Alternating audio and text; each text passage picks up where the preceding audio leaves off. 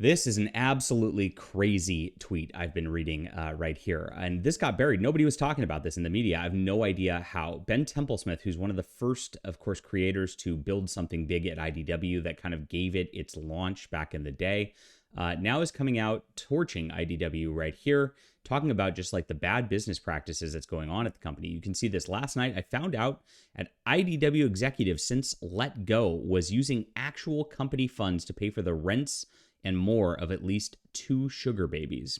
What's more, this is one of the guys who wrote me out of my own creator-owned comic TV development deal in-house at IDW. Wow.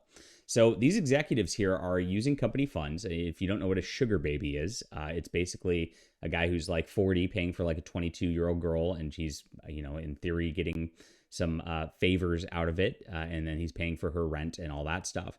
Using company funds to do this. We've seen that IDW, of course, has been on the downtrend. They got delisted from the stock exchange. They had to cut over a third of their workforce. They cut their entire department for creator-owned books, so they're not even pushing those anymore because they are in huge trouble with a huge weight of overstaff and just nobody buying these lousy books that they're putting out. It's absolutely crazy. Now, I am not that shocked about this, but what people talked about when, of course, he did this, people pointed to Heather Antos, of course. I don't know if she's involved in this. I don't know if she's included in this or not. Her promotions, her everything at IDW has been really strange to look at, of course. People have been like, why is this happening? And why does she keep failing upward? Well, if she's getting paid by some executive like this, it kind of makes sense. Now, we don't know if she's involved in this whatsoever. Of course, I reached out to IDW's public relations manager, Greg Katzman, to see if he would be able to talk about this. I've not heard back from him. I think they do have a sort of imposed program over there where they're not allowed to talk to me as a journalist because, of course, we have too much influence and we've embarrassed them far too much.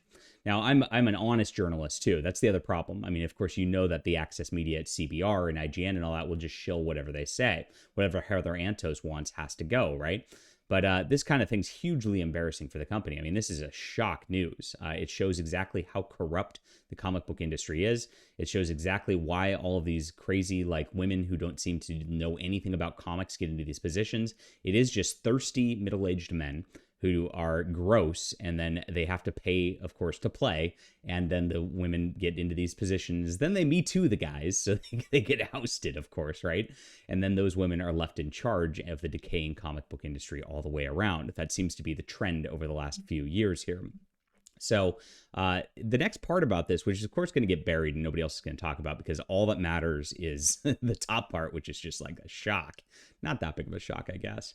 But that Ben Templesmith, was squeezed out of his own creator-owned development for TV. What happens at a lot of these companies is they take the TV rights, the media rights, and all that to your projects. You're signing your life away to get your comic book made. And because they give funding for that, the printing for that and all that, these guys have just go, okay, early on in their careers. Ben Templesmith now probably is at a spot where he wouldn't have to do that himself. But you lose all these rights, and these people just take everything. And so they go in and they take you out of your own movie deal, and they don't pay you. We learned that Aftershock was doing this to a bunch of creators earlier this year as well. Aftershock was getting these $50,000, $60,000 deals, and the creators who actually made the projects on these movies were getting hundreds of dollars. It was like, what? They just got completely squeezed out, like Ben Templesmith said. And on top of that, they have no say in the movie making and all that. I've heard of creators who have had race swaps and gender swaps done in their development of these deals and things like that. They have absolutely no say over what gets done with their projects. It's really sad. It's people being taken advantage of by evil corporations. It's been a tale as old as time in the comic book industry, of course.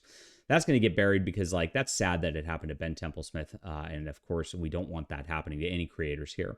But of course, the sugar babies is the bigger lead. I wonder who this IDW executive is. I, again, also reached out to Ben Templesmith. He did not respond on the matter, but I'm trying to figure it out.